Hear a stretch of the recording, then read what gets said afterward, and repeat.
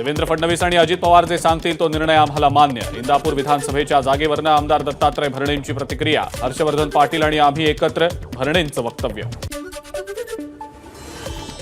सांगलीमध्ये काँग्रेस नेत्यांची एकीची मूठ काहींना बघवली नाही. खडे टाकण्याचा प्रयत्न करणाऱ्यांना जनतेनं जागा दाखवली.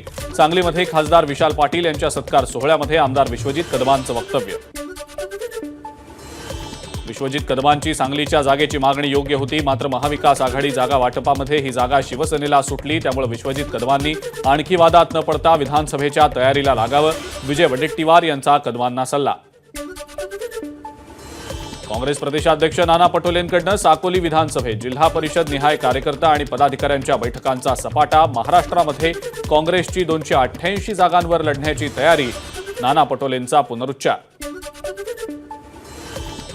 नाना पटोलेंनी भाजपच्या रमेश कुथेंची घेतली भेट. पटोले आणि कुथे यांच्या भेटीमुळे राजकीय वर्तुळामध्ये चर्चांना सुरुवात.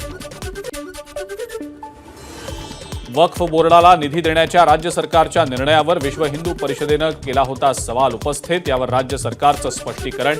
वक्फच्या बळकटीसाठी 2011 पासून अनुदान. राज्य सरकारचं स्पष्टीकरण.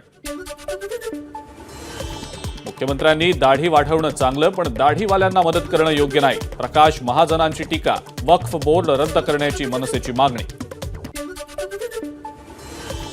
जनतेची दिशाभूल करण्याचा सरकारचा प्रयत्न. वक्फ बोर्डाला दिलेल्या निधीबाबत काँग्रेस नेते नसीम खान यांची प्रतिक्रिया. तर 10 वर्षात किती निधी दिला, नसीम खान यांचा सवाल. देशातल्या अनेक समाजांनी पंतप्रधान नरेंद्र मोदींना मतदान केलेलं नाही. वक्फ बोर्डाच्या निधीवरनं काँग्रेस नेते नसीम खान यांची मोदींवर टीका. 5 वर्षात वक्फ बोर्डाला कुठलाही निधी नाही, खान यांची माहिती. उद्योगमंत्री उदय सामंत आज मनोज जरांगेंची भेट घेणार. जरांगेंसोबत उदय सामंत चर्चा करणार. वक्त आने दो, जवाब भी देंगे और हिसाब भी लेंगे अशा आशयाचा कणकवलीमध्ये बॅनर. बॅनरवर उदय सामंत आणि किरण सामंत यांचा फोटो.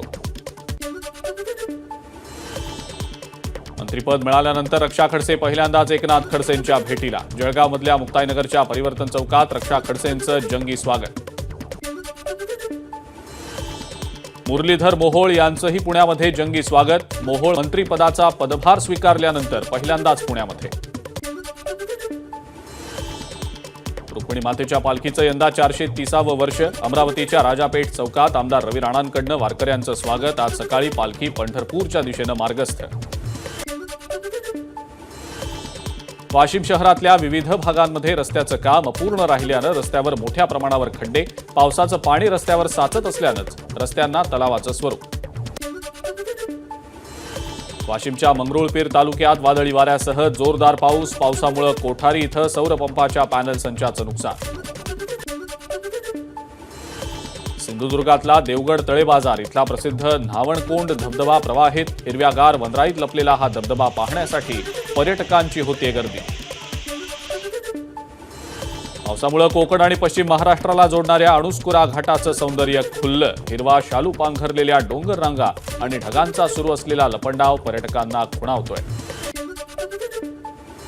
छत्रपती संभाजीनगरमध्ये पावसानंतर आता पेरणीच्या कामांना आला वेग. जिल्ह्यात सोयाबीन, तूर, कापूस आणि मक्याच्या लागवडीसाठी शेतकऱ्यांची लगबग सुरू. धुळ्यामध्ये अद्यापही शेतकऱ्यांना दमदार पावसाची प्रतीक्षा. शेतकऱ्यांची पेरणीची तयारी पूर्ण, मात्र अद्यापही दमदार पाऊस न पडल्यानं शेतकऱ्यांची चिंता काहीशी वाढली. आंबोली घाटामध्ये आता अस्वच्छता केल्यास दंड आकारला जाणार. माकडांना खाऊ घालणं यासाठी 1000 रुपयांचा उपद्रव शुल्क. अस्वच्छता होऊ नये यासाठी वन विभागाचा निर्णय. नाशकात डेंग्यू पाठोपाठ स्वाईन फ्लूचा बळी. 2च दिवसांपूर्वी डेंग्यू लागण झालेल्या रुग्णाचा मृत्यू. शहरामध्ये आतापर्यंत स्वाईन फ्लूमुळे 2 जणांचा मृत्यू तर 31 जणांना लागण. पुण्यामध्ये बलात्काराची तक्रार देणाऱ्या महिलेला पोलीस ठाण्यामध्ये पोलीस उपनिरीक्षक आणि महिला पोलीस कर्मचाऱ्याकडनं मारहाण. पीडित महिलेच्या तक्रारीनंतर 9 जणांच्या विरोधात गुन्हा दाखल. कॉग्निझंट आणि L&T कंपनीकडनं पर्यावरण विभागाला 4.5 कोटींची लाच. पर्यावरण विभागाच्या 4 तत्कालीन अधिकाऱ्यांसह 5 जणांवर पुण्यातल्या बंड गार्डन पोलीस ठाण्यामध्ये गुन्हा दाखल. 2024 साहित्य अकादमी बाल साहित्य युवा साहित्य पुरस्कार जाहीर. मराठीसाठी युवा साहित्य पुरस्कार देविदास सौदागर यांना जाहीर, तर भारत सासणे यांना बाल साहित्य पुरस्कार प्रदान. एबीपी माझा, उघडा डोळे बघा नीट.